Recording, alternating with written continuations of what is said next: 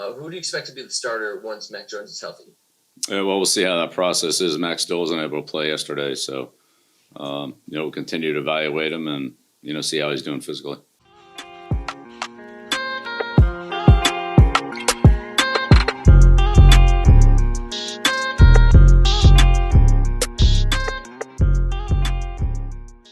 Kyle, it's another week in the NFL, so it's time to overreact to a backup quarterback playing above his skis. Bailey Zappe is the latest person to get the Cooper Rush treatment. And we saw Cooper Rush come back down to earth, but Bailey Zappe, is he the next Tom Brady? People are asking this question. Kyle Ledbetter, what say you?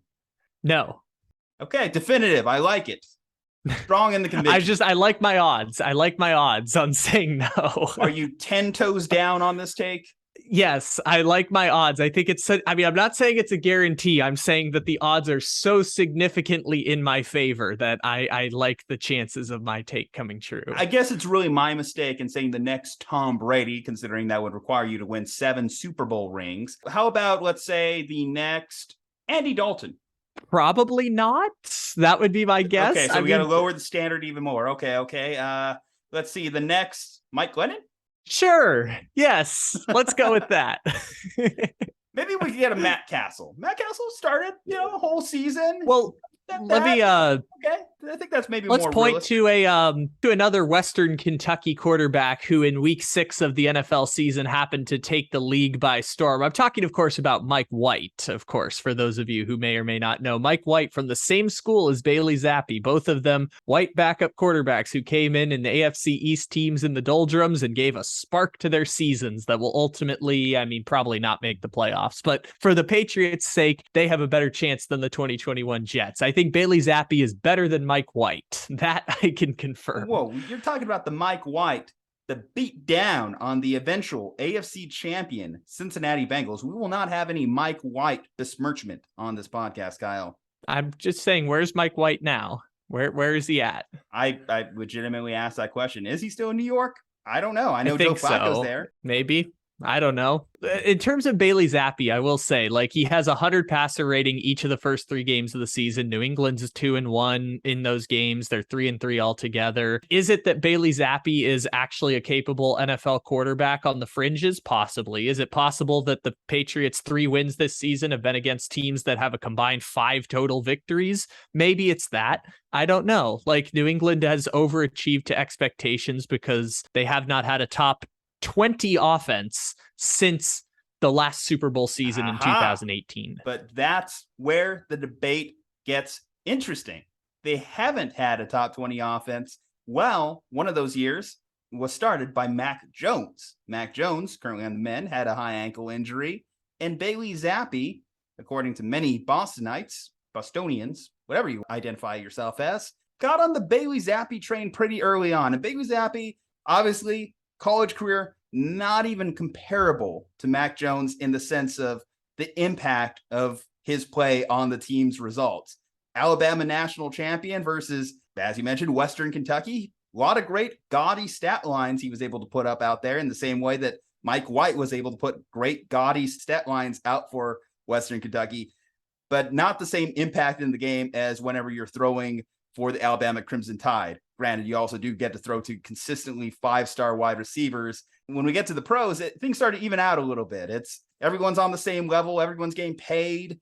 Some people are getting paid a little bit more. Some people are getting paid a little bit less. Bailey Zappe, he's not getting paid nearly as much as Mac Jones, but Mac Jones isn't getting paid a lot either because he's on a rookie deal. That's what Mac Jones is. Yeah. Mac Jones isn't a made man. I think that's part of why this conversation is even happening. Now, you were talking about analysis from friend of the podcast, Blake Jude, who had these guys only separated by a couple letter grades in his draft analysis. You want to talk about that, Kyle? Yeah, so Blake Jude and I had this running joke in 2021, and the 2021 draft informed myself where I'm like, I don't really like doing the prognosticating thing with quarterbacks because I spent 6 weeks yelling into the universe about how are people trying to make me take crazy pills and tell me that Mac Jones is better than Justin Fields. I feel like everyone's trying to make me a crazy person. And well, in the NFL so far to this point, maybe. But that's the thing. It's not fun to do the projection because, like, Mac Jones ends up on the Patriots, Justin Fields ends up on the Bears. And as soon as that happened, I'm like, shit, they're going to ruin Justin Fields' career. Literally on draft day, I said, shit, the Bears are going to ruin Justin Fields. And lo and behold, it was a self-fulfilling prophecy. And Mac Jones has reached an incredibly stable foundation. He was a solid quarterback last year. He made the Pro Bowl because 6 quarterbacks before him declined the invitation.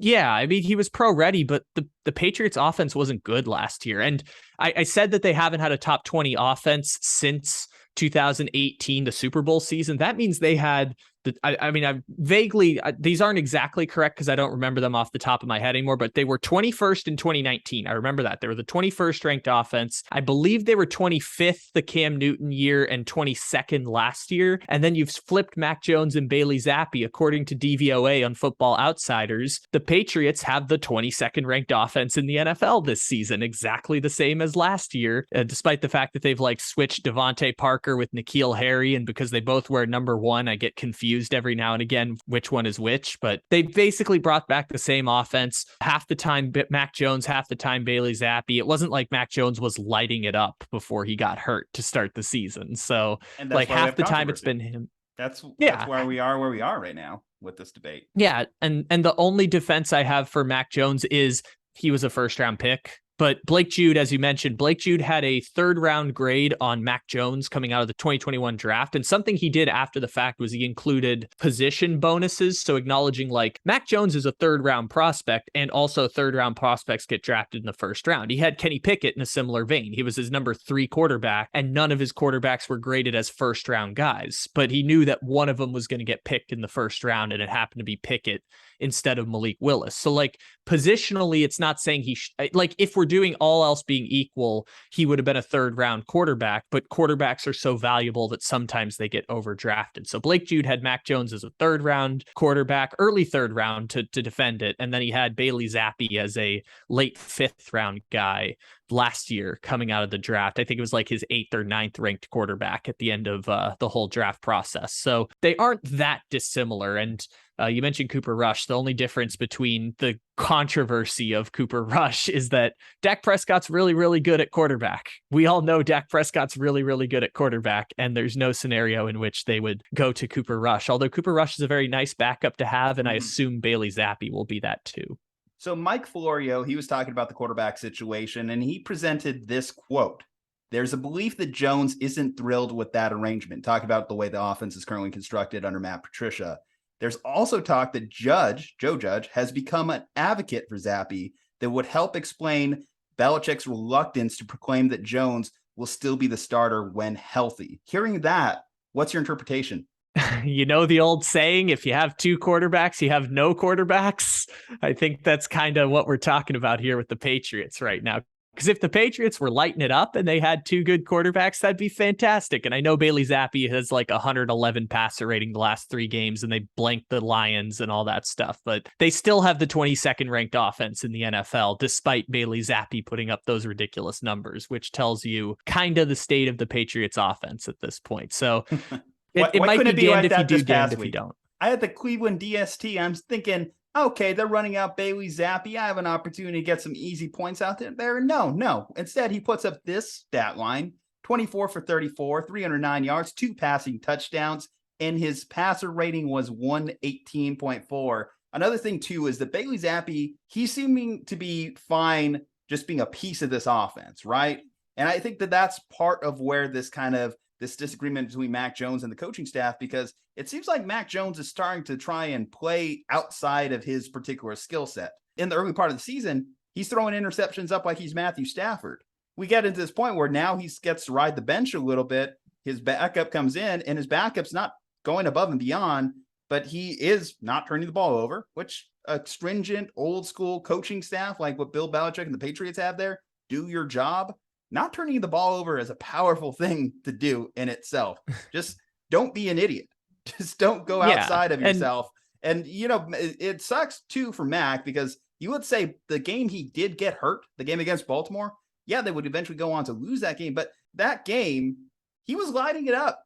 He hit Devontae Parker on multiple deep balls and was actually having a really good game. I believe he even had a decent little scramble in that. What do you do? Like, okay, let's say you go out there, you're going in this game against the Bears. I think the Patriots are better than the Bears, but the Bears, they can still win. They're that type of team that they're not good, but don't sleep on them. They're still a pro team. They still can occasionally knock you off. They knocked out the Niners in week 1. Listen, maybe this is just me trying to rationalize and get over that week 1 defeat, but the Bears can sneak up on you. They have a well-coached defense with Eberflus, even if their offense is a little bit of a mess. Bailey Zappe could theoretically struggle against that defense. It's not inconceivable that he could have a bad day against that defense. But if he has a good day, goes out there and lights the world on fire, again, it's not like Mac Jones is a made guy. 100%. Like this, it's reasonable to say the difference between Bailey Zappe and Mac Jones is not that significant. And by the way, like in defense of Mac Jones, like playing the Dolphins, the Steelers, and the Packers sucks a lot more than playing the Lions and Cleveland and Chicago. Like obviously there's a difference there as well. But like the most damning indictment where I'm like, I know I'm not taking crazy pills on Mac Jones is Mac Jones had a national champion offense and he finished 3rd on his own team in the Heisman voting. Devonta Smith won the Heisman in 2020. Najee Harris finished 4th. Like he finished 3rd on his own team in the Heisman. Do you know how hard it is for a quarterback to finish 3rd on his own team on a national champion team in Heisman voting? That's just absolutely unheard. Like Mac Jones is a 4-star prospect. He was the 3rd string at Bama. He had opportunities to transfer. He did what Gardner Minshew's initial plan was, which Gardner Minshew was going to transfer to Bama and then begin a coaching role afterwards. And then Tua got hurt and Mac Jones took over the team and they were still in waiting for Bryce Young to get there. So he had 1 year with obviously Najee Harris, Devonta Smith, and Jalen Waddle, where they won the championship in a defense that had 5 first-rounders on it during the pandemic. So like Mac Jones is fine. Mac Jones is fine. The difference between him and Bailey Zappe is there. Mac Jones has proven he's a capable quarterback for 5 years until the team gets bored of him and then moves on to another quarterback. Like he's capable as an NFL starter and he's probably better than Bailey Zappe. Although the only reason I'm saying that is he was drafted higher than Bailey Zappe and I don't have a representative sample size on Bailey Zappe yet. Who do you think would be closer to, at bare minimum, a Kirk Cousins? Oh, Mac Jones for sure, between the two of them. But again, I don't have a representative sample size on Bailey Zappe. I'm saying that after 3 games, or really 2 games, he's only started 2 games, we still don't know what Bailey Zappe is. I guess he started 3. It was Packers, it was Lions, and now it's last week's game. So after 3 games, we don't know exactly what he is yet. I think even in saying that we don't know what he is yet after 3 games is almost a way that the Patriots staff can rationalize this as well. They can use this as an opportunity while Mac Jones is still healing up to say, let's see what we got in this Bailey Zappe kid. So I kind of wonder if Bill Belichick and his team are kind of considering that, using Mac Jones' injury as an excuse to see what they have in Bailey Zappe. But anyway, guys, drop below in the comments section what you think on the QB controversy that's developing in Boston. We want to know your thoughts. We want to know who you think should be starting for the New England Patriots moving forward. Leave a like on this video. Subscribe to the channel. Follow us on social media. From Juju, Kyle, stay safe, happy, and healthy. We'll see you on the next one.